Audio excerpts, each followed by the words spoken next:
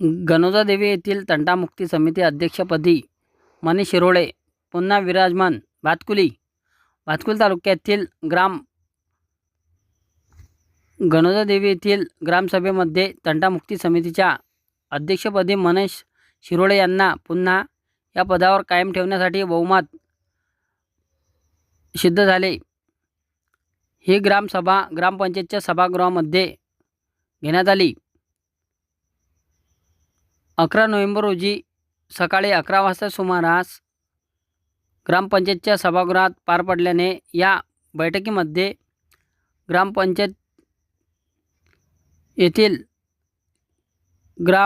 तंटामुक्ती समितीच्या अध्यक्षपदी मनीष शिरोळे यांना पुन्हा विराजमान झाल्याने संपूर्ण नागरिकांनी फुलगुच्छ देऊन आणि जल्लोष साजरा यावेळी करण्यात आला. संदीप ढोले ग्रामपंचायत सदस्य, रिजवान पठाण, आरती हजारे, कोमल वाडे, सुवर्णा वानखडे, नुस्ताना बानो पठाण, प्रशासकीय अधिकारी निलेश भुयार, संगीता जाधव यांच्यासह मोठ्या संख्येने गावकरी उपस्थित होते.